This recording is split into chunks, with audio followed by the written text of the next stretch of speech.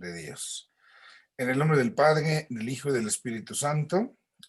Dios Amén. Padre bueno, te damos gracias porque nos permites estar en este momento reuniéndonos en tu nombre para que a través de la escucha de tu palabra, a través de la escucha de tu revelación, podamos ir conociendo los designios que en la voluntad del Padre Eterno se van tejiendo sobre nosotros que somos la iglesia.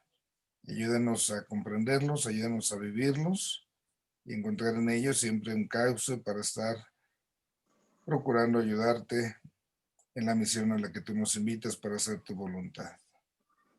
Te lo pedimos a ti que vives y reinas por los siglos de los siglos. Amén. Amén. En nombre del Padre, del Hijo y del Espíritu Santo. Amén. Amén. Muy bien, pues vamos a ir retomando. La semana pasada estuvimos ya con la primera sesión, ya la fuimos concluyendo. Vamos a dar una miradita rápida ya a los contenidos de esa primera sesión, para después ya iniciar con lo que nos corresponde para esta jornada, que es nuestra segunda sesión. Ahí tenemos un poquito esta partecita de lo que empezamos a ver. Esta sesión, recordemos, pues es en orden a ir contemplando cómo nuestra iglesia está siendo convocada por nuestro Padre Dios. Y en ese sentido, pues vimos ahí los términos primero, que se refiere a la iglesia, la palabra iglesia como la eclesía, aquella convocación que hace Dios y que va resonando pues en el término de Cajal Yahvé, esa asamblea que se origina por parte de Dios desde el Antiguo Testamento. Ya en la Sagrada Escritura vimos pues la experiencia que en primer lugar pues iba teniendo el pueblo de Dios. Estaba la experiencia del Éxodo, que estuvimos viendo cómo Dios había salvado a su pueblo, cómo esa salvación también implicaba esta parte de la alianza, esa alianza que había hecho Dios con Abraham y que después se reafirma con Moisés, y que va a dar origen a un pueblo de Dios que ciertamente en medio de todas las situaciones que vivían, pues también en algunos momentos y en algunas circunstancias, pues estaban ahí presentes algunas infidelidades. Esta partecita pues es lo que nos mostraba el Antiguo Testamento. En el Nuevo Testamento, ya viendo lo que Cristo nos decía, pues veíamos también todas las predicaciones que nuestro Señor Jesús hacía, todas las predicaciones que partecita de la predicación del reino de los cielos, y hablando pues del reino de los cielos, cómo se cumplía en él esa promesa que desde el Antiguo Testamento estaba haciéndose en su presencia como Mesías. Esto fue vivido también en el Nuevo Testamento, ya lo veíamos con San Pablo por las comunidades, como a partir de la comprensión que ya va siendo la primera comunidad cristiana, pues entonces se va teniendo esa conciencia de que somos parte de la iglesia y que esta iglesia pues es el cuerpo de Cristo.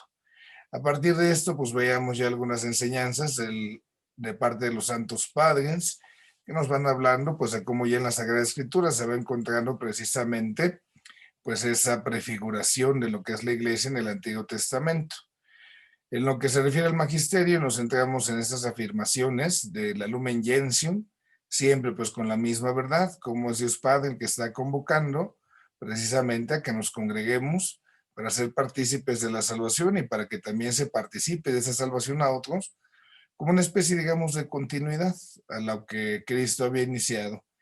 Y ya en la reflexión teológica veíamos así como esas tres observaciones, como la iglesia era la gloria de Dios Padre, la hija del Padre y la criatura del Padre. Y estuvimos pues ahí analizando un poquito estos tres elementos. Esto fue lo que sería como esa parte de nuestra primera sesión, hacia a grandes rasgos, y que está obedeciendo, recordemos en el esquema general, teníamos 4 partecitas primeras. Nuestra primera sesión es ver la relación de la iglesia con Dios Padre. Hoy vamos a ver lo que tiene que ver con Cristo. La próxima sesión, si Dios nos permite, hablaremos de la iglesia y la relación ya con el Espíritu Santo, para finalmente también hablar de la iglesia y la relación que tiene con nosotros como los seres humanos, que pues respondemos precisamente a esa voluntad de Dios. Vamos a iniciar entonces con esta segunda sesión, cómo tratamos ahí de comprender precisamente esta realidad de la iglesia, pero a partir ahora de nuestro Señor Jesucristo, pues para irla teniendo ahí en consideración y viendo precisamente lo que ahí podemos ir viendo, esta relación con Cristo, ¿no? Entonces, la iglesia fundada por Cristo es como se nos titula ahí en la segunda sesión, el material que tienen. Se nos presentan ahí como dos objetivos que son pues fundamentales que podamos pues darles cabida, entenderlos, ¿verdad? Primero, de cuestión doctrinal, se trata de conocer el cómo es que Cristo ha fundado la iglesia, pero con esta conciencia, no como una especie de reunión, de asamblea que vamos a hacer para ponernos de acuerdo para alguna especie de asociación, sino que más bien la forma en la cual Cristo va a establecer la iglesia, pues es a lo largo de su predicación, una predicación con palabras, pero también con sus actos, con su obra. Y esto entonces ya nos tiene que dar para nosotros una especie de intuición, porque vamos a hablar de una iglesia que va a ser convocada, pero precisamente por Cristo, no como a esa forma, como estamos habituados a que nos congregamos para algo, sino más bien será en una vida que Cristo desarrolla en medio de nosotros. Y esto nos tiene que desestructurar, digamos así un poco, esa partecita, porque a veces ubicamos y nos preguntan, bueno, ¿cuándo se fundó la iglesia? Y la respuesta inmediata es en Pentecostés. Sin embargo, a veces puede pensarse como si en Pentecostés hubiera sucedido esa especie de asamblea donde nos ponemos de acuerdo para que ya de ahora en adelante nos llevemos a iglesia. Y no es así. La génesis de la iglesia, la forma en la cual Cristo fue estableciendo, fundando la iglesia, fue paulatina. No es así de la noche a la mañana. Y eso es lo que trataremos de ver.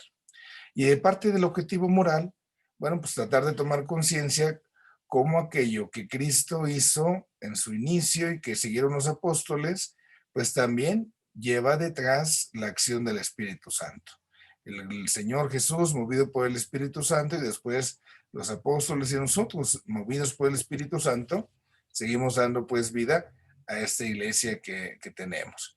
Eso es entonces lo que estaremos tratando de visualizar en este sentido, para que pues, podamos ahí nosotros también ir tomando conciencia de esta realidad.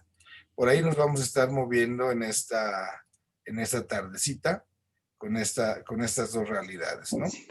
Para que lo tengamos ahí en consideración. Bueno, pues vamos a empezar por lo que dice el dato de la Sagrada Escritura, que es lo que nos muestra la Sagrada Biblia acerca de esta verdad.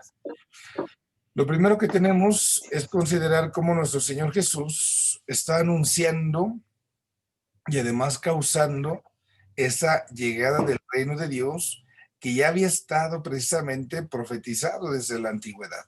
Todo aquello que los profetas habían establecido, habían dicho, pues es precisamente ahora llevado a cabo por Cristo, y esto entonces se muestra pues en las citas bíblicas que conocemos. Aquí tenemos Marcos 1:15, ¿no? Cuando Cristo dice, el tiempo se ha cumplido, el reino está cerca, y invita precisamente a la conversión y creer en esa buena nueva. Esto nos deja con los siguientes elementos que podemos ahí ver nosotros. Por un lado, el cumplimiento. Se están cumpliendo esas profecías que se habían ya establecido desde antes, y este cumplimiento pues para nosotros es fundamental, porque Cristo es en sí mismo, en su persona, aquel que está cumpliendo las promesas que el Padre Dios había hecho. Y entonces para el judío, esas promesas de Dios, la tierra en su primer lugar, después la promesa de la descendencia y ser una bendición para todas las naciones, habían sucedido en el Antiguo Testamento. Y ahora en el Nuevo Testamento se inaugura una nueva promesa cumplida, que es cuando llega el Mesías, aunque ya los judíos pues no lo reconocían. Esto lo vemos cuando Cristo se adjudica esta profecía de Isaías, cuando empieza a predicar precisamente ahí en la sinagoga, y sabemos pues el desenlace, ¿no? Como los judíos que lo escuchaban en un primer momento están admirados de sus palabras, pero a la vuelta de inmediato pues se enfadan porque él se presenta como aquel que está cumpliendo esa profecía. Ese reino de Dios entonces nos vamos a ir dando cuenta cómo va a estar en una profunda relación con la persona del Señor Jesús. A través de sus palabras y de sus actos, entonces es anunciado y cumplido precisamente este reino. Y esto entonces nos hace recordar pues precisamente así nosotros lo vemos por separados. Pero recordemos cómo en el Antiguo Testamento está el término hebreo dabar. La palabra dabar para nosotros pues se traduce como palabra, ¿sí? Lo que será el logos. Pero en el trasfondo de este término dabar, hay algo más fuerte, porque el dabar no solamente está significando esta realidad de la palabra que nosotros pronunciamos. La palabra dabar conlleva algo que se hace, que se realiza en el momento en el cual se pronuncia. Este es el término que nosotros encontramos, pues precisamente cuando se está hablando de la creación. Todo lo que Dios hace en el mismo momento en que la palabra de Dios sale, digamos así, de sus labios, en ese momento se va creando. El dabar es una palabra creadora y como palabra creadora, entonces para nosotros tiene un sentido muy fuerte. No es la palabra solamente dicha, sino que va acompañada de obras.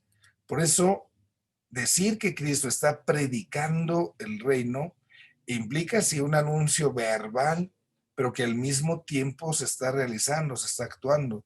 Y esto es fundamental, que nosotros nunca lo perdamos de vista. Va de la mano, tanto lo que se dice con lo que se hace. Nosotros tenemos como una especie de separación. Una cosa es lo que decimos y otra cosa es lo que hacemos. Y a veces lo que hacemos, pues no lo hacemos. Voy a decir que hago esto, pero nunca lo hago. Entonces, bueno, pues tengo ahí esa complicación.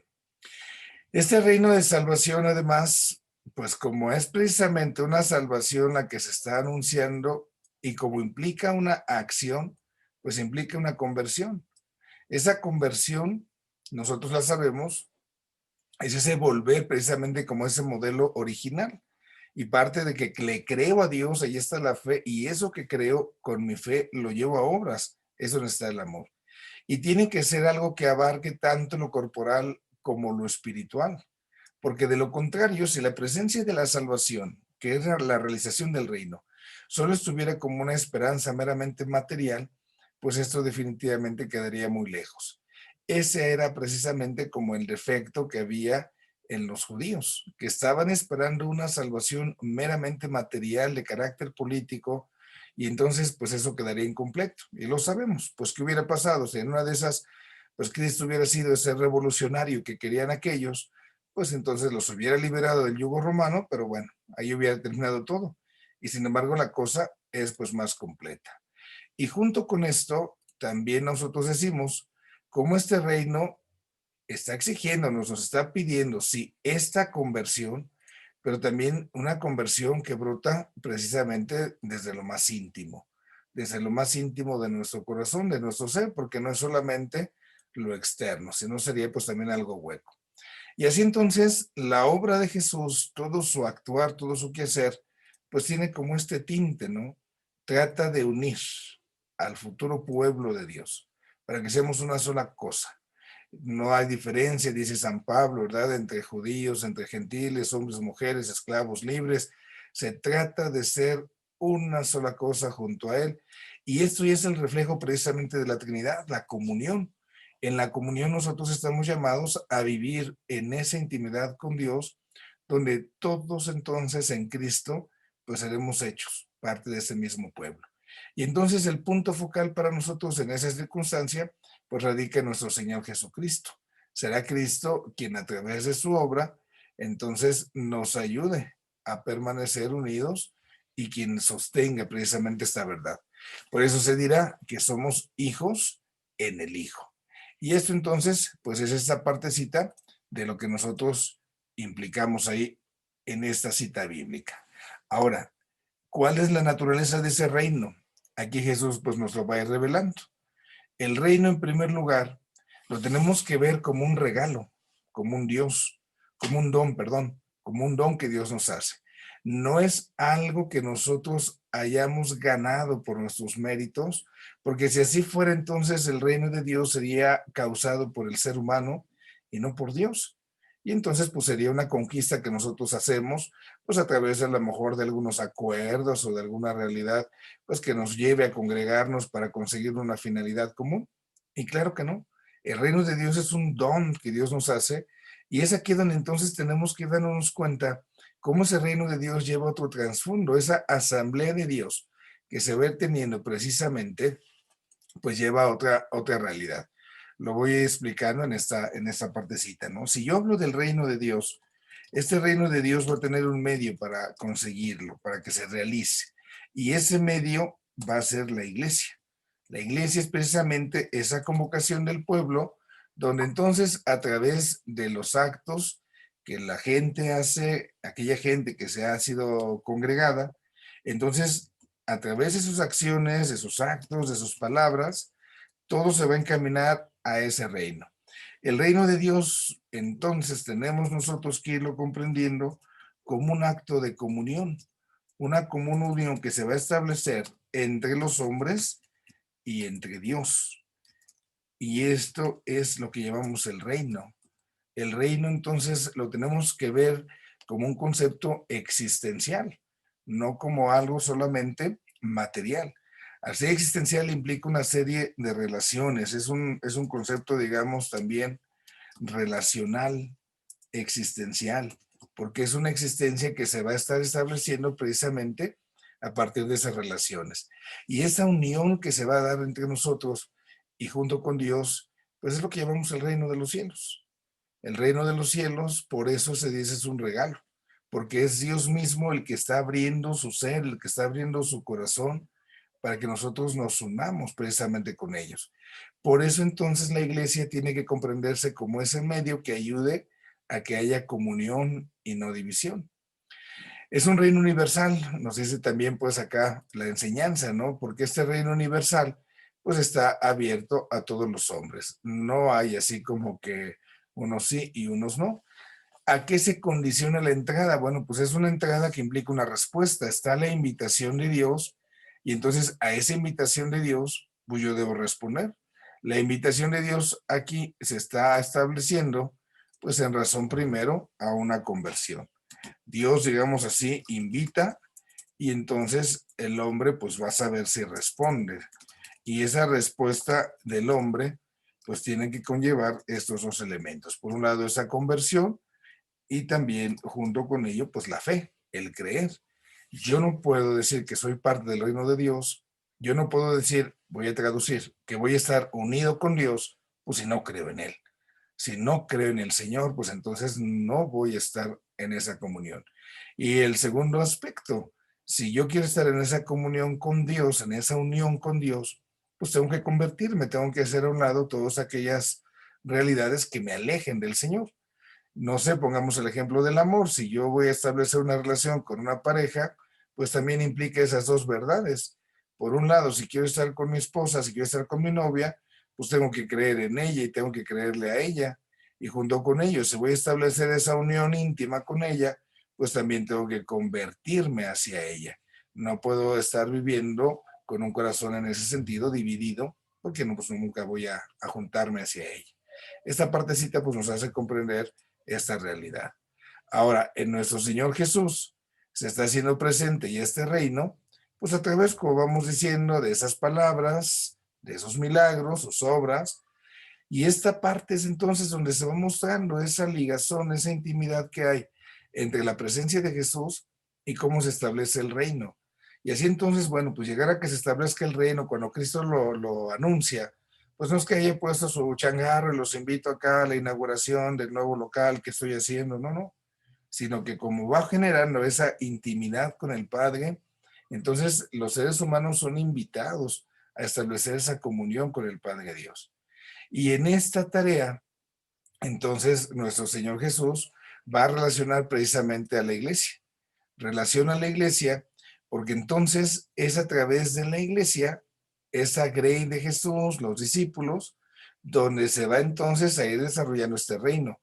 Esto es lo que hay detrás de esta potestad que llamamos Petrina, la potestad de las llaves, si dan en algunos términos. Cuando el Señor Jesús le da las llaves a San Pedro, pues viene en este sentido, en esta relación, porque es ahí precisamente donde se está comprendiendo que nuestro Señor Jesucristo nos permite precisamente estar en esa comunión con el Padre Dios. Y para estar en comunión, pues entonces se necesita, por ejemplo, el perdón. Todo lo que ates en la tierra queda atado en el cielo, lo que desates en la tierra queda desatado en el cielo. Es precisamente ahí donde entonces comprendemos ese lugar que tiene, en este caso, el sacramento de la reconciliación, por poner ese ejemplo, ¿no? Es a los apóstoles, sucesores de nuestro Señor, que tienen esa tarea, esa misión de establecer el reino, es decir, de establecer precisamente, pues, esa comunión. Esto es entonces acá cuando vemos que Cristo nos revela esa naturaleza del reino, entendiendo pues que no se trata de algo político ni nada por el estilo. Ahora, esta iglesia que es involucrada en esta tarea del reino, pues es precisamente lograda, digamos así, traída a la existencia, como aquella que va a colaborar para que entonces se establezca el reino. Y es ahí cuando Jesús de manera muy clara convoca a los 12. Está llamando, sí tiene a sus discípulos, pero dentro de esos discípulos está eligiendo precisamente a estos 12 varones para que a través de ellos se vaya realizando esta misión que tenía. Es decir, estar en esa comunión con Dios, que el ser humano puede estar en comunión con Dios. Así entonces vemos en Cristo, en sus acciones, esa voluntad que tiene de establecer ese reino, un vínculo, un lazo que los une, pero no es una doctrina, no es una enseñanza, es la persona de Jesús. Y esa persona de Jesús es ya el aspecto relacional que mencionábamos. De entre esos discípulos, entonces sabemos, elige esos 12, va estableciendo esa comunidad y tiene estas funciones que son muy, muy claras en este sentido para que nosotros podamos comprender cómo se va tejiendo esta relación. Primero, el llamado que Dios hace es para estar con Él. Y después de estar con Él, entonces ya viene esa predicación, como decíamos, con palabras y obras. No se puede, digámoslo así, ser iglesia y no se puede asumir una misión, hoy diríamos pastoral, apostólica, si antes no se está con el Señor. Todo el sustento de nuestro quehacer tiene que venir del ser. Y ese ser es ser uno con Él, estar con Él. Ese es el primer llamado que Dios nos hace. Si nosotros como iglesia, como comunidad, estuviéramos haciendo obras muy buenas, lo cual sería muy loable, estaríamos pues cayendo precisamente en una especie de acciones buenas, diría el Papa Francisco, ¿verdad? Estaríamos siendo una especie de una ONG espiritual y bueno, pues aquí la cosa estaría muy, muy venida menos, porque solo serían obras que hacemos, pero no tendrían un sustento, no tendrían algo más profundo, que es esa comunión con Dios, que es llevar a aquellos hombres a que tengan esa relación con el Señor. Y aquí viene un simbolismo muy fuerte en ese sentido, pues sobre todo para los judíos, al establecer a estos 12, está haciendo referencias a las 12 tribus de Israel. Y esto pues recordemos, ¿verdad? Sobre todo pues en razón de cuando a veces nos visitan algunos hermanos separados, cuando a veces especialmente testigos de Jehová pues manejaban esta realidad, cuando en el Apocalipsis habla de los 144,000 que van a ser los salvados. Nosotros sabemos que detrás de este término hay una numerología, ¿no? Entonces, aquí sabemos que más bien se hace referencia a esta multiplicación, 12 por 12, son 144. Hay una referencia a las 12 tribus y a los 12 apóstoles. Recordamos cómo la Nueva Jerusalén tiene esos 12 cimientos y esas 12 puertas. Entonces, la salvación no es solamente para esos 144,000 elegidos, sino es para todos. La palabra mil implica pues esa totalidad, ¿no? De tal manera que la salvación es una oferta que se hace a todos, no solamente a unos cuantos. En la forma de presentarlo ahí, por ejemplo, esta realidad de testigos de Jehová, pues hubo un tiempo en que ellos decían que iba a haber como dos especies de salvados.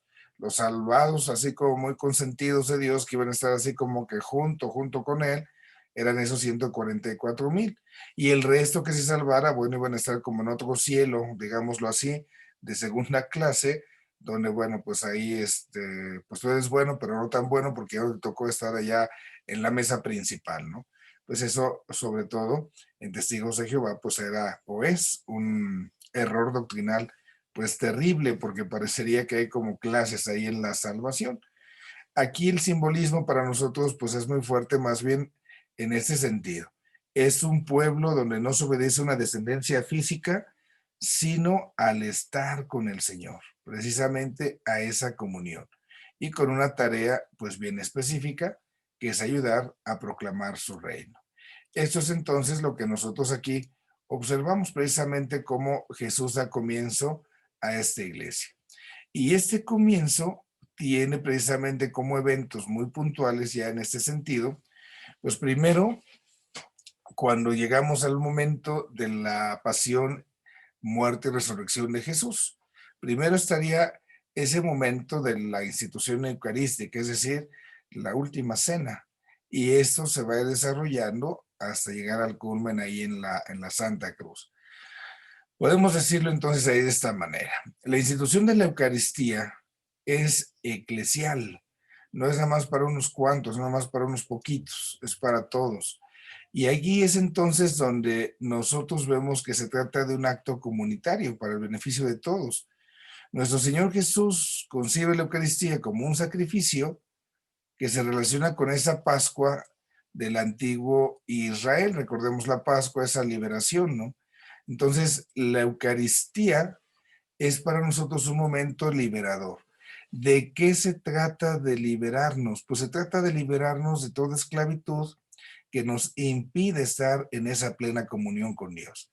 En el Antiguo Testamento, lo que le impedía al pueblo estar en esa comunión con Dios, pues ya en primer lugar era la esclavitud que venía de los egipcios, no tenían la tierra prometida, y es ahí donde entonces tienen que volver a esa tierra para ir estableciendo esa relación con Dios, Dios que los salva y Dios que cumple sus promesas.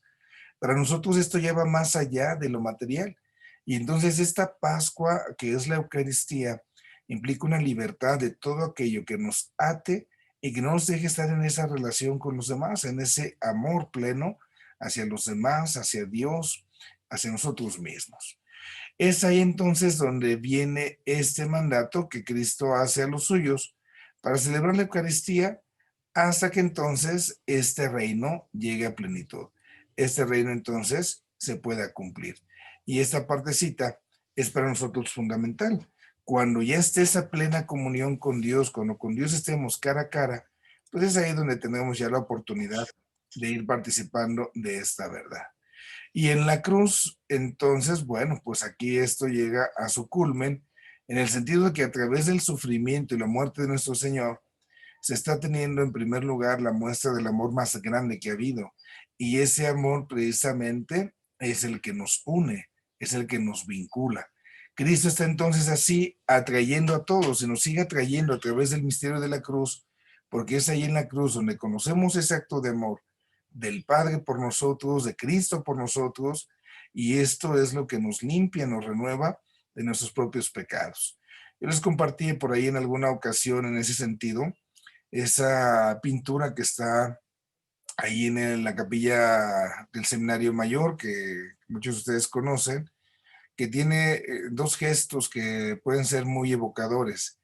Primero, la parte que parece se rompe la lógica, ¿no? En la imagen trinitaria está el Padre, el Espíritu Santo y el Hijo, donde se parecería que entonces el Espíritu Santo pues tendría que ir abajo del Hijo, ¿no? Como que es el orden como lo presentamos. Pero es muy significativo porque en términos agustinos, Dios Padre, que es el amor, el Hijo, que es el amado, y el vínculo que hay entre ese amante, el Padre, y ese amado, el Hijo, pues es el amor. Y entonces lo que une precisamente al Padre y al Hijo es el Espíritu Santo, Él es el vínculo que está dando cohesión. Si Cristo está cumpliendo ese acto de amor es precisamente gracias a la acción del Espíritu Santo, como ese acto de amor profundo a Dios Padre. Y del otro lado, el otro detalle es la manera en la cual están puestas las manos del Padre Dios con las manos de nuestro Señor Jesús. Por un lado, una mano está tomada totalmente, están totalmente juntas, la mano del Padre y del Hijo, y del otro lado están separándose, como si entonces el Dios Padre estuviera entregando precisamente a su Hijo por nosotros. Y eso es entonces donde nosotros vemos cómo esa voluntad del Padre por la acción del Espíritu Santo se está cumpliendo en un momento donde se logra tal comunión íntima entre el Padre y el Hijo, porque el Hijo está obedeciendo plenamente al Padre, y es al mismo tiempo cuando es ahí en esa como separación, donde entonces nos está haciendo como una invitación para precisamente que nosotros nos agreguemos a ese pueblo. Entonces, esto es un poquito lo que nosotros podemos encontrar en ese sentido, ahí en la Sagrada Escritura, como nuestro Señor Jesucristo, pues va teniendo ¿Estás viendo otra cosa? Yo estoy tratando de ver eso que está en la pantalla y no veo. Permítanme tantito. Ok, ahí estamos ya. Bueno, entonces ahí tenemos este dato de la Sagrada Escritura. Vámonos ahora al dato que nos presenta el magisterio en este caminar.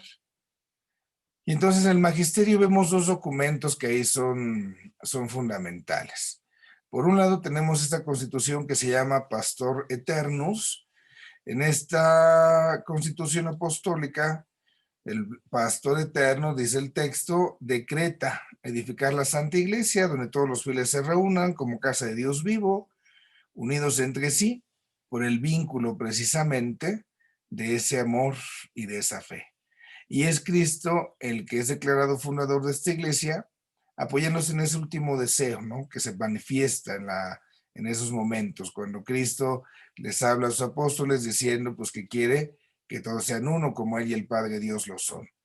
Y del otro lado, nosotros tenemos ya mucho más reciente la Constitución Lumen Gentium ahí del Vaticano II, en el número 5, nos dice esta Constitución Lumen Gentium ahí en el 5, ¿no? Dice, nuestro Señor Jesucristo dio comienzo a la iglesia predicando la buena nueva, es decir, la llegada del reino de Dios prometido. Por eso entonces la iglesia, enriquecida con los dones de su fundador y observando fielmente los preceptos de caridad, de humildad y abnegación, recibe esa misión de anunciar ese reino y irlo instaurando precisamente en todos los pueblos. Es ahí donde vemos esa parte que nos va como condensando, nos va como congregando, en ese sentido, lo que ahí vamos teniendo nosotros. Cómo en Cristo nosotros recibimos lo necesario para cumplir esto. Así entonces, la iglesia se está afirmando, esta iglesia la fundó nuestro Señor Jesús, pero no se dice cómo y no se usa precisamente el verbo fundar. Solo dice que inicia una iglesia. Seas muy cuidadoso en ese sentido, por lo que ya les decía yo. Como se va a dar una especie de génesis, es entonces donde viene así como esa duda a la hora de querer usar esas palabras, esos términos. Eso es entonces lo que nos dice un poquito el magisterio. Vamos a ir ahora con la reflexión teológica, que es aquí donde me voy a detener pues un poquito más precisamente en razón de que ya es ahí lo que hemos comentado ahorita, que dice la escritura y que dice el magisterio, pero ya como masticadito, ¿no? Ahí vamos a ver esto.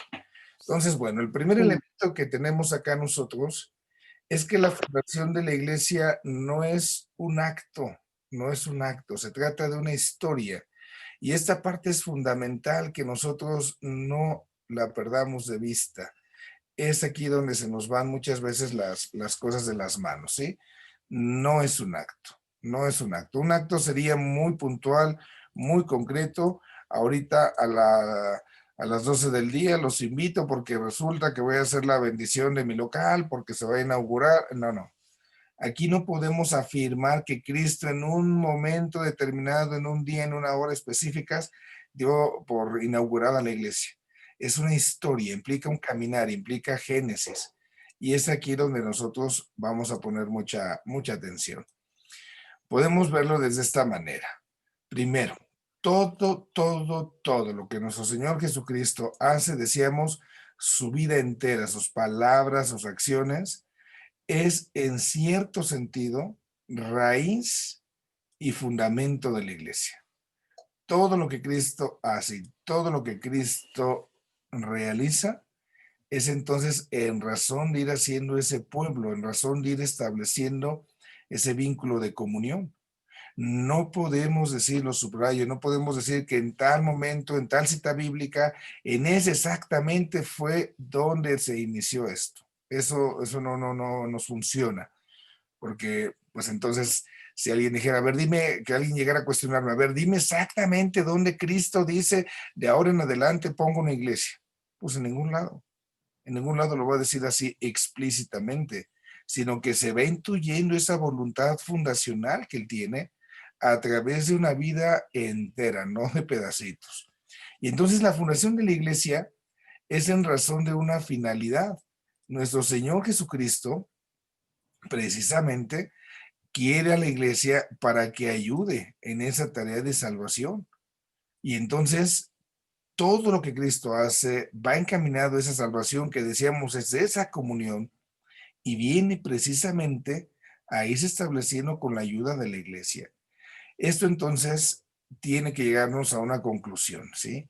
Lo que tendríamos que hablar propiamente acá son elementos preparatorios, progresos y etapas que se van dando en orden a la fundación de la iglesia. Es decir, hay muchos elementos fundacionales. Y esta parte nosotros la tenemos que asumir, pues con mucha claridad, sin quitar, por supuesto, concretamente el valor que tiene Pentecostés, pero no puede ubicarse solamente en Pentecostés el nacimiento de la iglesia. Esto es mucho más amplio. Incluso, por ejemplo, si alguien dijera, bueno, en el momento en el que el Espíritu Santo es derramado sobre los apóstoles, ahí se establece la iglesia, pues entonces pudiésemos decir, fue en el momento de la cruz, en el Evangelio de Juan, cuando Cristo dice que entregó su Espíritu, entonces ahí sería el Pentecostés juánico. Nosotros podemos ver ese momento en el cual Cristo le da el poder, la potestad de las llaves a sus apóstoles. En el Evangelio de Juan es presentado la misma noche de la resurrección. Entonces, si queremos cuadrar esto de manera cronológica, no nos va a funcionar. Y están estas afirmaciones que los papas pues han querido que se fueran estudiando precisamente. Tenemos lo que es la CTI. La CTI es la Comisión Teológica Internacional. Entonces, este organismo se estableció desde hace ya muchos años como una especie de ayuda al Papa.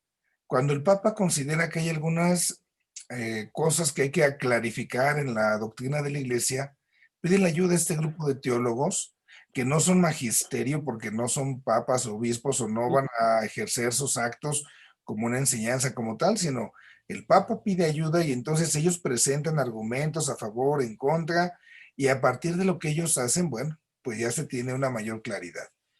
En la práctica, yo no sé si les presento, si alguien conozca por ahí, este texto es una recopilación de documentos que se tienen de esta Comisión Teológica Internacional desde el 69 hasta el 96. Ya está viejito, ¿verdad? Ya hay más ediciones más recientes. Pero aquí, por ejemplo, algo que dio mucho que hablar, pero pues más bien por la ignorancia en los medios de comunicación, fue, si ustedes recuerdan, cuando se dijo que de ahora en adelante el limbo ya no existe, ¿verdad? La iglesia decreta que desaparece el limbo y entonces pues algunos incluso se burlaban, se mofaban porque entonces todos los que se habían enviado al limbo, ¿dónde habían quedado? Que cómo es posible que la iglesia no sé qué, no sé cuánto. Bueno, pues si somos honestos, pues la iglesia de manera doctrinal jamás estableció una doctrina del limbo. Era una opinión que se tenía por parte de algunos como esa respuesta que se podía dar cuando moría un niño sin bautizar. Pero estando en el limbo, sabíamos nosotros que era pues como estar en la nada, ¿no? Y entonces en algún momento San Juan Pablo II manda a estudiar este tema con la Comisión Teológica Internacional, estaba también metido ahí Papa Ratzinger ya en su momento, y entonces se llega a esa determinación. Los teólogos de este grupo dicen, bueno, pues lo más conveniente es afirmar oficialmente que el limbo no tiene razón de ser, el limbo no existe, es una idea que surgió y que en algún momento se consideró la más plausible, pero no tiene razón de ser. Bueno, pues también esta Comisión Teológica Internacional es la que iluminó esta realidad de la iglesia. La iglesia no existe de un acto fundacional, así que en tal cita bíblica exactamente ahí se diga, a partir de aquí está la iglesia, no. Es entonces a partir de un proceso que se va dando, donde se va preparando, se progresa, hay etapas, pues, donde se va dando esta fundación de la iglesia. Ese es el primer elemento que hay que considerar a partir de esta comisión teológica. A partir de esto, entonces, vemos que la fundación de la iglesia no es un acto aislado, es un proceso que se da en la historia, y esto entonces nos recuerda precisamente este otro elemento. Se trata precisamente de un acto de carácter salvífico. Y dado que es salvación, la salvación entonces implica este camino, este recorrido, porque implica conversión. No es un acto jurídico. Si alguien quisiera establecer la iglesia bajo ese término jurídico, pues la cosa no funciona. En ese sentido, pues por ejemplo, en nuestro país, hace años, ¿verdad? Antes de la reforma del 93, la iglesia no tenía una personalidad jurídica, no era reconocida ante las leyes. Y en ese sentido, pues era algo absurdo porque como ente, pues existe, pero al final y al cabo, pues eso nos ayuda a enfatizar precisamente que la naturaleza de nuestra iglesia no es una asociación, no es una especie de congregación, como decíamos, por reglas o leyes, no. Es ante todo algo que nosotros hacemos como respuesta. Dios nos invita a estar en comunión con Él y como respuesta nos congregamos. Y ya entonces si nos juntamos, pues entonces definimos también nuestras reglas y es ahí donde entra el derecho canónico. Porque alguien pudiese decir, ay, pues si no son jurídicos, ¿por qué tienen su derecho? Me pongo con este ejemplo. Si yo les dijera ahorita, ¿saben qué? Vamos a jugar una cascarita allá afuera en la calle, ¿no? Vamos a echar un partidito de fútbol, una cascarita, pues entonces nos congregamos, a lo mejor dicen, sí, sí, sí, vamos, ¿no? Ya nos juntamos todos y empezamos a hacer acuerdos. Entonces decimos, ah, pues agárrate esta piedra o ponte en la mochila y vas a hacer la portería y va a ser la regla. Y como no hay una cancha pintada, entonces, bueno, de aquí para allá, de allá para acá.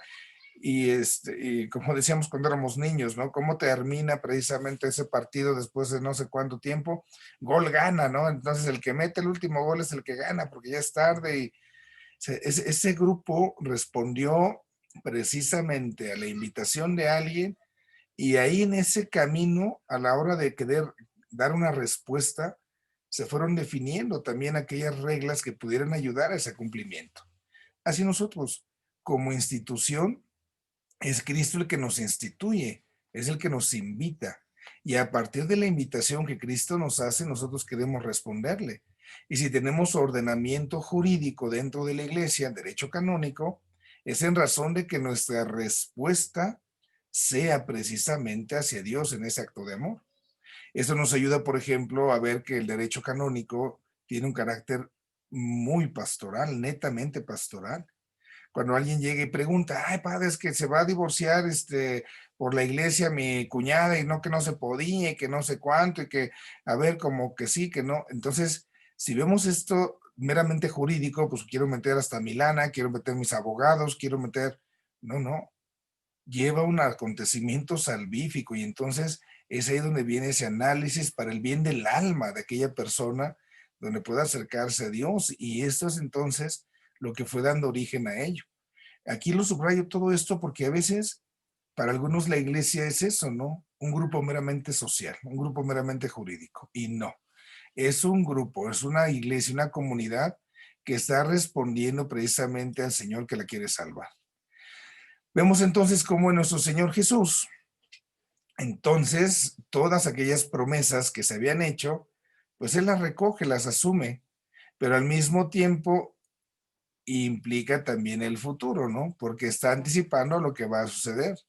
Y así, al poner a los dos en marcha con la Eucaristía, a través de la muerte y resurrección del Señor, enviando al Espíritu Santo, esta comunidad que es la iglesia, entonces empieza su recorrido, empieza acá su tarea para ir llevando también esa salvación a los demás. En este sentido, podemos afirmar lo que decimos acá abajo en este apartadito, ¿no? La iglesia por eso depende de Cristo, depende de Cristo. Esto es bien simple, pero bien profundo. en el nacimiento exterior, histórico, sociológico, en el nacimiento interior, en todos sentidos, depende de Cristo, no depende de los hombres. Y esto es un acto de fe, de tal manera que el influjo de nuestro Señor a nosotros, que somos su cuerpo, que somos la iglesia, entonces nos está llenando de vida y esa vida la tenemos siempre. Y por eso podemos afirmar que la iglesia siempre está con Dios.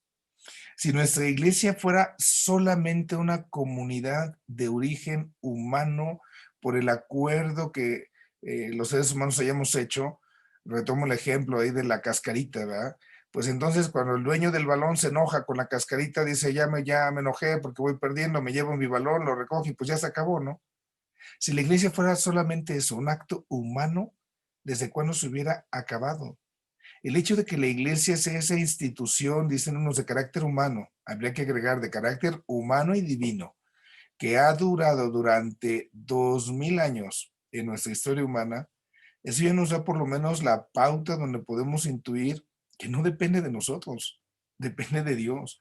Si la iglesia dependiera de los seres humanos que estamos dentro de ella, ¿desde cuándo hubiera dejado de existir? Lo sabemos. ¿Desde cuándo? En la historia se cuenta, ¿no? Ese episodio anecdótico cuando Napoleón secuestra al Papa y entonces dice, bueno, pues ya me llevo al Papa y cuando le dice al Papa, pues ya contigo, ya la iglesia se acabó, ¿eh? Y el Papa le respondió, mira, si nosotros desde dentro no hemos podido acabar con ella, desde fuera menos vas a poder tú, ¿no? La iglesia en ese sentido es algo que depende de Cristo y es ahí donde nosotros debemos de resguardar esa verdad.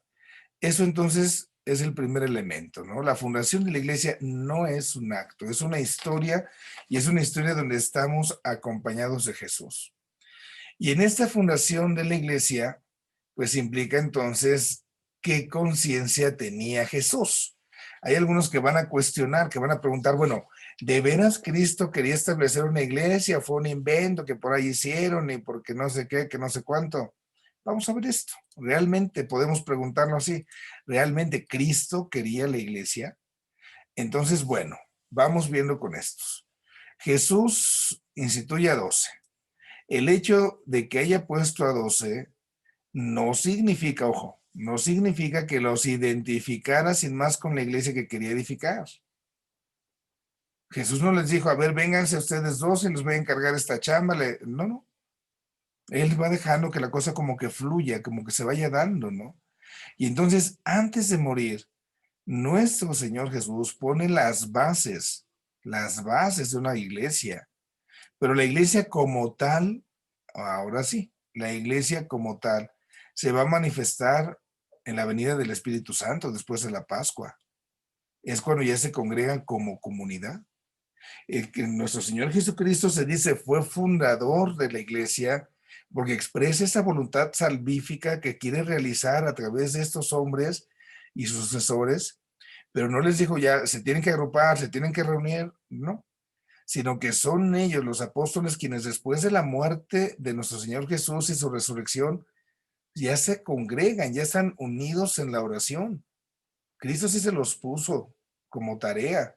Espérenme allá en Jerusalén, esperen al Espíritu Paráclito, y entonces ellos lo hacen. Esta partecita es entonces lo primero que nosotros decimos. Cristo como tal no dice, no, quiero que se haga la iglesia, no, no. Es donde va poniendo una voluntad fundacional y en el Espíritu Santo se realiza. Vamos a ver este otro detalle, ¿no? Acá en este lado, nosotros afirmamos que entonces en el ser humano, el modo de actuar depende del modo de ser. Expliquemos esto. Estamos aquí ante el ser y el qué hacer. Y a partir de lo que somos, entonces viene lo que hacemos. ¿Sí? Se dice por eso que el que hacer sigue al ser. Entonces, voy a poner acá ejemplos. Si yo soy un perro, entonces lo que hacen los perros es ladrar. ¿Sí? Así entonces, el ladrar, que es lo que hace el perro, pues viene precisamente a partir de ese ser que es el perro. Entonces, un perro no puede andar maullando porque iría en contra de su ser. Eso le corresponde precisamente a los gatos. Esto es fundamental, fundamental, fundamental, porque a veces nosotros pensamos que a partir de lo que hacemos se define lo que somos. Y claro que no. Si yo ahorita me pongo a ladrar, no porque haya ladrado, no porque ese haya sido mi quehacer, significa que ya soy perro. El quehacer, lo que yo hago, el quehacer jamás define el ser. Es al revés. El quehacer, las cosas que hago, tienen que seguir al ser. Y si soy ser humano, entonces mis actos tienen que ser humanos. Si soy perro, mis actos tendrían que ser perrunos y no al revés. Esto está de cabeza, ¿no? Porque entonces vemos esta partecita de tanto conflicto cuando entonces llega por ahí el fulano, la fulana, con todo esto de la dichosa identidad de género, igualdad de género y todo eso, donde dice, ah, pues es que yo soy una mujer que vive dentro del cuerpo de un hombre. A ver, espérame, ubícate, porque eso no es así. Y eso es filosofía básica. Ahora, ustedes han visto, alguna vez les presentaba yo esas imágenes, ¿no? De esas corrientes que hay ahora, donde hay gente que se siente animal y anda buscando quien le adopte. Y entonces yo digo que soy un perro que vive dentro de un cuerpo humano. Entonces, como yo me siento perro y como estoy actuando como perro, entonces soy perro. Pues claro que no. Entonces, este binomio ser y quehacer, el ser y el actuar, siempre va de la mano, pero el que tiene la prioridad es el ser. Ahora, entonces vamos viendo, aplicando esto a nuestro Señor Jesucristo. Nosotros decimos que nuestro Señor Jesucristo es Dios, pero también el ser de Dios tiene una condición humana. Cristo es verdadero Dios y verdadero hombre. Y entonces la conciencia de Cristo tiene un camino. Cristo no sabe de inmediato que Él es el Hijo de Dios. Cristo tiene que ir haciendo un camino para descubrir esa verdad de sí mismo, porque al ser humano, su conciencia implica un paso, paso a paso, camino a camino. Y es acá donde viene esa grande verdad. Cristo no se da cuenta de las cosas así a la primera al tener condición humana, porque si Cristo hubiera sabido todo desde el principio, entonces la parte humana no hubiera habido una auténtica unión substancial entre Dios y la parte humana, entre el hombre. Hubiera sido como te presto mi cuerpo para que tú vivas y eso no sería plausible en esos términos. Entonces Cristo, como cualquier ser humano, tiene que aprender. Seguramente tuvo que ir ahí, pues no a la escuela, pero sí con el rabí que tenía para aprender como catecismo, y poco a poco va adquiriendo conciencia, lo sabemos de quién era. Los 12 años, cuando está en esa discusión con María y José, ¿verdad? Que se ha perdido, y entonces les dice que no saben que tengo que hacer las cosas de mi padre. Es cuando ya se ve que en Cristo ya empieza a ver esa conciencia de quién era, que no era cualquiera, que había algo más. Cuando se dice que Cristo va al desierto, entonces se dice que ya tiene conciencia de quién es. Y ahí va a pensar ahora cómo voy a hacer la misión que tengo. Y es por eso que después del desierto, como ese tiempo de retiro, inicia un camino, ahora sí, ya de vida pública. Se dice que Cristo no sabe de inmediato cómo va a morir, sino que hasta el momento último Él se va dando cuenta de cómo va a llegar su muerte. Por eso incluso es hasta esa ocasión cuando le pide al Dios Padre, aparta de mí este cáliz de amargura, pero no se haga lo que yo quiero, sino lo que tú quieres, que se haga tu voluntad. Y esto entonces es importante que lo afirmemos, porque entonces nuestro Señor Jesús, por eso no puede determinar de momento que a partir de hoy se inaugura la iglesia para que venga a salvar, porque quizás él mismo apenas estaba madurando todo eso, ¿no? Entonces Jesús tiene una conciencia verdaderamente humana de su yo divino, de su misión, y esa conciencia se va a desarrollar como la nuestra, a lo largo del tiempo, con reflexión, con experiencia.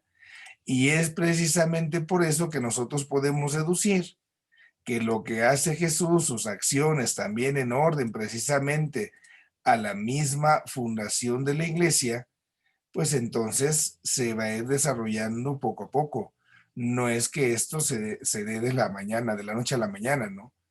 En Jesús tiene que haber ese progreso.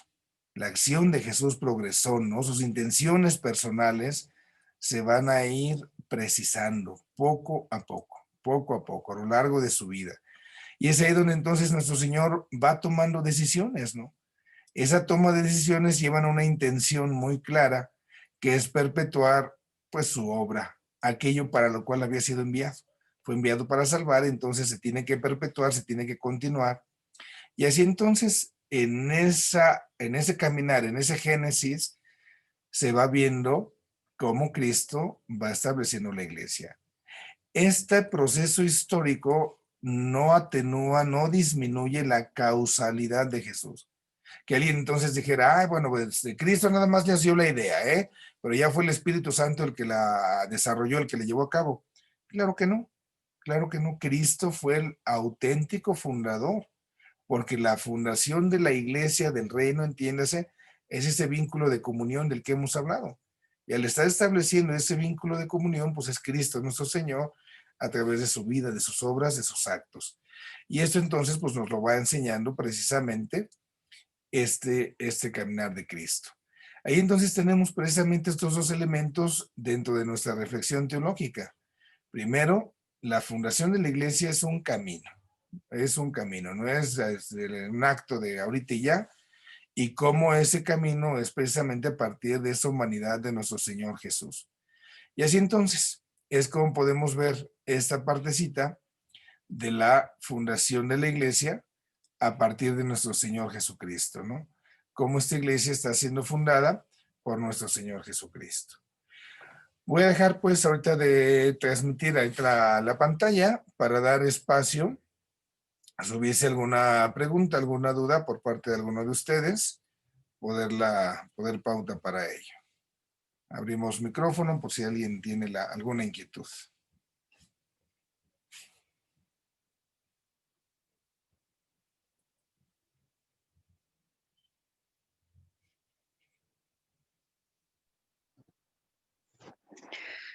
Bueno, yo quiero, no es pregunta, padre, y nada más saber si lo que pienso es correcto. O sea, hacer iglesia realmente es estar en el ser de Cristo, estar con Él, en Él, y llevar esa parte de Él en nosotros y trascender. Y eso es hacer iglesia. Es hacer iglesia es precisamente ese, como decimos ahorita en sus palabras, el trascender de nosotros. Voy a salir de mí para estar en comunión con el otro, en comunión con los demás. Y entonces en Cristo también me hago hermano del otro. La iglesia es esa comunión. Si nosotros ubicamos pues la iglesia desde otros términos, pues estamos muy alejados de lo que es realmente la cosa, ¿no? Aquí se trata de ir estableciendo ese vínculo de comunión. Eso es fundamental que lo vayamos siempre visualizando y teniendo en cuenta, porque cuando pasemos a ver las cuestiones de escatología y cuando hablemos del reino de los cielos, si yo me voy a morir y voy a ir al cielo, no voy a ir a un lugar físico, y en su momento lo estableceremos. Voy a establecer una nueva relación de mayor comunión, en este caso con Dios, con los demás que se han adelantado. Y ese vínculo de comunión pues es relacional, es existencial y es fundamental que nosotros desde la iglesia lo vivamos.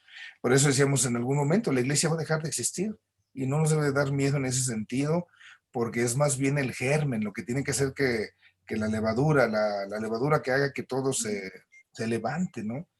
Y en su momento será pues el reino de los cielos. Padre, ¿la iglesia va a venir a menos? Pues quizás sí.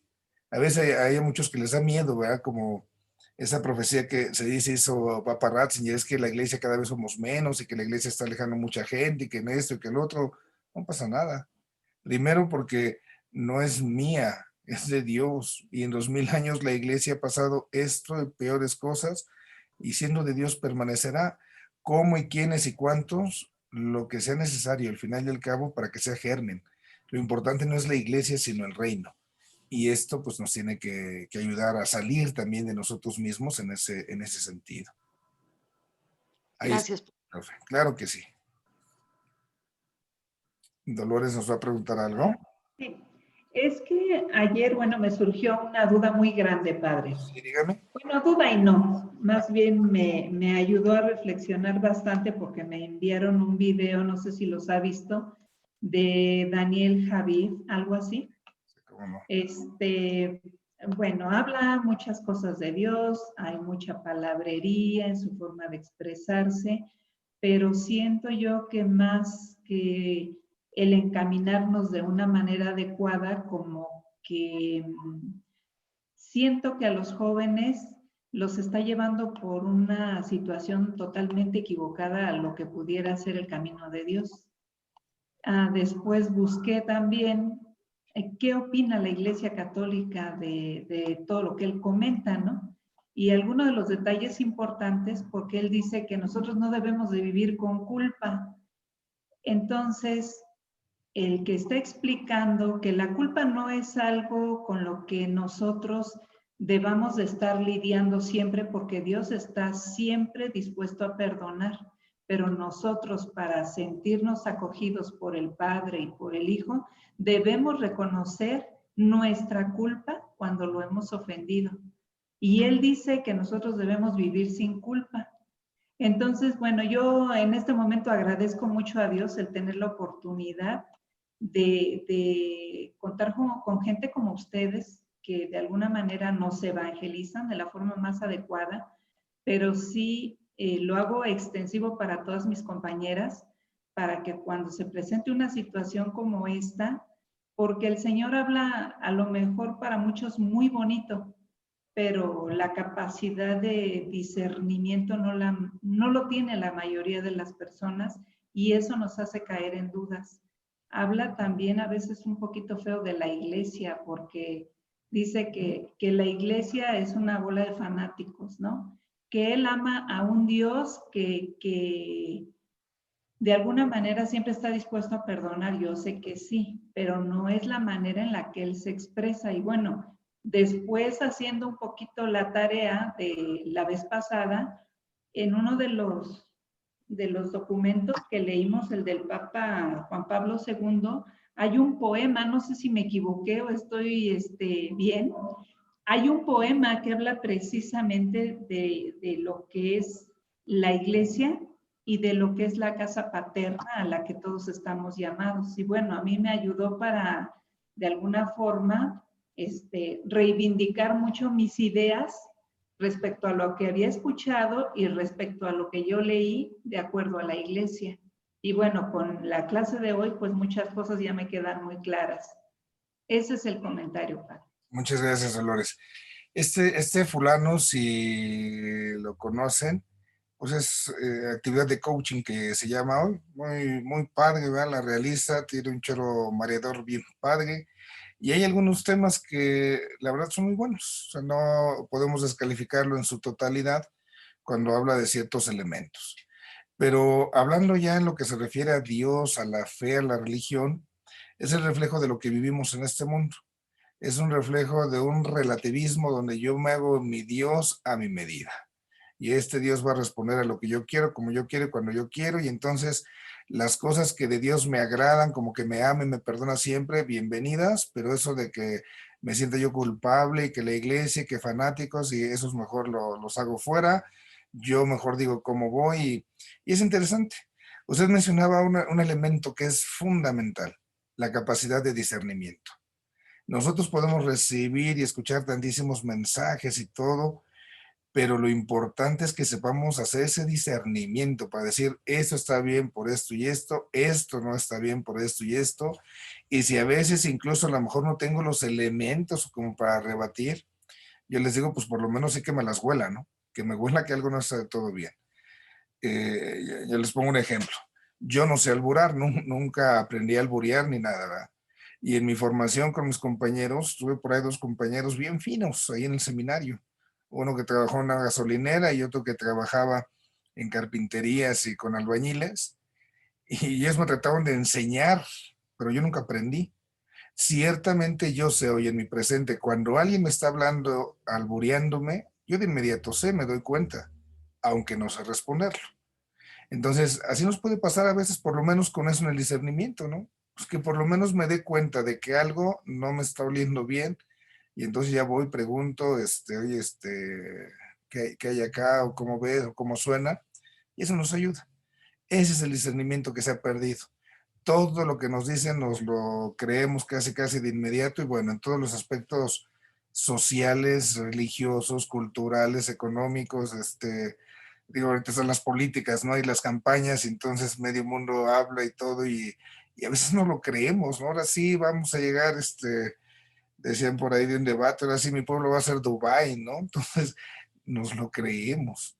El discernimiento es una habilidad que tenemos que cuidar y desarrollar mucho, mucho, mucho.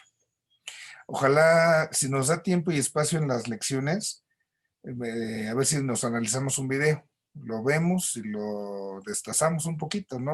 A ver, vamos partecita, esto está bien por esto es cuestionable por esto está mal definitivamente por esto. Sería un ejercicio que puede ayudarnos a cómo aplicar precisamente esto que vamos viendo. Bueno, no sé si hubiese alguna otra pregunta o comentario. Padre, solo ¿podría repetir el nombre del coaching que dijo? A ver, permítanme tantito y se los muestro aquí en el internet. Déjenme lo busco para que... Yo creo que sí lo conocen porque por ahí les mandé un mensaje una vez de él. No, no es cierto. No me acuerdo si se los mandé a ustedes o no. Pero permítanme tantito para que ubiquen a este fulano, ¿no? Ok.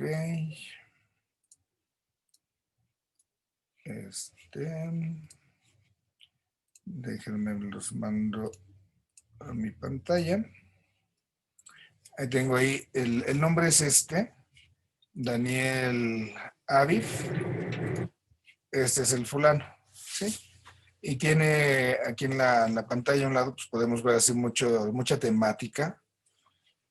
Amor mío, te rompió en el corazón, a mi padre, que se vaya. Entonces, hay muchas cosas muy interesantes, pero también hay otras que definitivamente, pues sí están ahí, pues que no corresponden muchas veces a la verdad, se cae en un relativismo. Y aquí lo importante en ello, pues es precisamente ese discernimiento, que de lo que dice este fulano, pues pueda responderse o no.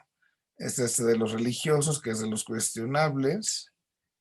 Hay por ahí, dejen ver si por aquí me salen los vínculos. Hay un autor también de este tipo, que incluso se las anda contestando, ¿no? Y obviamente, pues no tiene, no lo miro aquí. No tiene, por supuesto, el rating que tiene este fulano, pero también, o sea, le dice, miren, esto estás mal por esto y esto y esto, y él le va haciendo la respuesta, ¿no? Pero es él. Y les digo, tiene cosas que son, creo, valiosas, que vale la pena, pues, también escuchar, ver, pero siempre en ese discernimiento.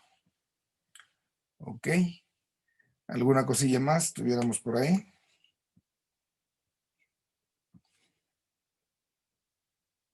Bueno. Y ese discernimiento también es, ay, perdón, padre, eso que comenta, pues también es parte de hacer iglesia, ¿no? Ayudar a otros a, bueno, digo, no es que sea uno perfecto, ni mucho menos, ¿no? Damos gracias a Dios de que nosotros estamos tratando de profundizar en nuestra fe y, bueno, hacer ese discernimiento y no es con mi opinión propia, no es sino lo que está basado en lo que Cristo nos ha dado. Y esa es parte de nuestro trabajo de ser iglesia, no es mi opinión, ni lo que yo digo, ni lo que yo pienso, es como Cristo, mi Señor, lo ha dicho y lo ha dejado y lo ha legado. Entonces, ayudar a otros en esa parte del discernimiento para que sea verdaderamente Cristo el que dé luz, que sea el Espíritu Santo el que les dé esa sabiduría y esa parte para dar ese discernimiento, ¿no? Entonces, pues nosotros tenemos que trabajar mucho porque cuanto más sabemos que no sabemos nada, ¿no? Y entonces es más o sea, nos fortalece más el pedir a Dios que su Espíritu Santo obre en nosotros, para que no sea lo que yo opino o lo que yo digo o lo que yo pienso, sino que sea Cristo el que se haga manifiesto en nosotros, ¿no? Hay una tarea fundamental que jamás deberíamos dejar de asumir nosotros, que es formar la conciencia. Cuando uno como sacerdote se nos presenta pues toda la cuestión de la confesión, la reconciliación, la gente anhela muchas veces una respuesta, ¿sí? Dice, padre, por favor, deme un consejo, dígame qué voy a hacer, qué hago. Para mí lo más fácil es decir, pues hágale así o hágale así, porque entonces, así como que, rapidito ya me deshago de la persona, ¿no? A ver el que sigue y eso es muy grave, porque no le ayuda a la persona a pensar, no le ayuda a la persona a discernir, a darse cuenta. Formar la conciencia de la persona es que se dé cuenta de lo que vive. Y esta es tarea eclesial. Esta es tarea eclesial. En la chamba, pues, cada uno de nosotros, donde estemos y como estemos, no sé, con sus hijos, pues una cosa muy fácil es darles todo, para que no me la compliques. Oye, mamá, ¿y por qué esto? Pues por esto. Oye, pero ¿por qué lo otro? Y no, cuando el niño empieza su por qué, ese es un proceso muy hermoso, porque el niño está teniendo precisamente esa explosión, digamos, de conciencia, ¿no? Donde se está dando cuenta de mil cosas y entonces quiere encontrar respuestas y uno tiene que tener esa capacidad de admiración bien desarrollada para que a partir de ello entonces te des cuenta de las cosas. Y así es cuando se hace el discernimiento, se ayuda. La mejor manera, por ejemplo, de cuando se nos presente alguien que a lo mejor tiene una doctrina o algún pensamiento que está haciendo contrario, pues es entonces ayudar a la persona que piense. Yo no te voy a dar la respuesta, pero tú solito saca tu deducción. Si yo me encuentro con una persona que está a favor del aborto, bueno, pues yo puedo decir, no, es que la iglesia dice que no, es que Dios es la vida, es que el amor, pues realmente, ¿cómo puedo ayudar a que la persona haga su propio discernimiento para que entonces llegue a una conclusión donde hay una conciencia formada? Y esa, pues, es tarea delicada. Esa sería la parte, yo creo, más valiosa en ese sentido, ¿no? De hacer conciencia. ¿Cómo se hace conciencia? Pues con lo más fácil, con lo más simple. Ahorita ustedes están en sus hogares, en sus lugares de trabajo y están sentados no sé en qué. Y si quieren hacer conciencia, pónganse a pensar, bueno, ¿qué está diciendo ya sus pompas, no? Si la silla donde está bien cómoda, está bien rica, ya está caliente, ya está fría. A veces cuando nos vamos metiendo en algo no hacemos conciencia de ello, pero el mismo cuerpo nos ayuda. Entonces, ese hacer conciencia empieza desde lo simple, darme cuenta, estar como atentos, ¿no? Hoy se maneja mucho en esta partecita del ser asertivos. El ser asertivo, así se dice ahora mucho, ¿no? Los cursos de asertividad, para que te des cuenta de qué vas a decir y por qué no vas a decir y cómo lo vas a decir. Pero pues es sentido común y a veces nos lo hemos perdido. Pero por ahí se puede hacer esa tarea de, pues, de ayudar, de colaborar con los demás. Por ahí les había comentado, no sé si ya en este curso, ¿no? Todo ese examen de conciencia, de preguntarle a Dios, ¿no? ¿Cómo me amó Dios hoy? ¿Cómo respondí ese amor? ¿Y cómo responderé mañana? Entonces, si yo en la noche le pregunto a Dios, ¿cómo me amaste este día? O me fijo en eso, no me voy a fijar en lo malo, me voy a fijar en lo bueno. Mi punto de partida es, Dios está contigo, Dios te acompaña. Y a ver cómo se me apareció, qué me dijo, qué me dio. Y a partir de esa conciencia, entonces ya viene mi respuesta, a ver cómo le respondí bien o le respondí mal. Y ahí puede venir mi conversión, cómo le quiero responder mañana. ¿Le voy a echar más ganas o voy a tratar de evitar lo que hice, ¿no? Y en ese sentido, pues es donde nosotros podemos ir creciendo precisamente en este camino de conciencia. Ejercitar la conciencia, pues es eso, un ejercicio, es ejercicio. Y esto nos ayuda a estar atentos para poder discernir, para poder darnos cuenta cuando algo está bien o está mal. Y no sé si me equivoqué, ¿ve? Ustedes, la mayoría de ustedes, pues como mujeres, pues tienen su instinto, se las revuelen. Cuando algo no está en su lugar, se lo revuelen luego. Y entonces Pues es parte, ¿no? Ese sexto sentido de que se habla, ¿no? De que te estás oliendo, que algo no está como debe estar, eso es conciencia. Eso es conciencia. Entonces, eso es lo que nos puede ir ayudando precisamente en ese discernimiento, ¿no? Que me percato que algo no está como debe estar. Padre, perdón. Sí. La señora, buenas tardes, padre. Hola, hola. Señora Patti pregunta en el chat, padre, entonces, ¿cuál es la función del Espíritu Santo en la iglesia pensando en el Pentecostés? Se la guardo para dentro de 8 días. Hace 8 días vimos lo de Dios Padre, hoy vimos lo de Dios Hijo, y dentro de 8 días, si Dios nos permite, entramos a ver al Espíritu Santo. Ahí nos vamos a saborear eso de Pentecostés, cómo se vive, y dentro de 15, si Dios nos permite, ante esa acción del Padre, del Hijo y del Espíritu, vemos cuál es nuestra respuesta, para ver cómo los actores en la iglesia, ¿no? El Padre, el Hijo, el Espíritu Santo y los seres humanos. Si me la apunta para dentro de 8 días, ahí la respondemos. Gracias, padre. Ok. Bueno, vamos a terminar entonces, vamos a hacer una oración para encomendarnos al Señor. En el nombre del Padre, del Hijo y del Espíritu Santo. Amén. Dios Padre bueno, te agradecemos porque en este momento nos acompañas. Te pedimos por todas aquellas personas que en esta tarde están necesitando de ti, de tu presencia, de tu fortaleza, de tu consuelo. Aquellos que pueden sentirse solos, abandonados, desesperados. Ayúdale, Señor Jesús, a tomar conciencia de que estás a su lado. Y a nosotros, ayúdanos a percatarnos de esa necesidad para que con nuestra presencia, con nuestras palabras y acciones, seamos portadores de ti mismo. Te lo pedimos a ti que vives y reinas por los siglos de los siglos. Amén. Que el Señor esté con ustedes. Y con tu espíritu. La bendición de Dios Todopoderoso, Padre, Hijo y Espíritu Santo les acompañe siempre. Así sea. Amén. Muy bien,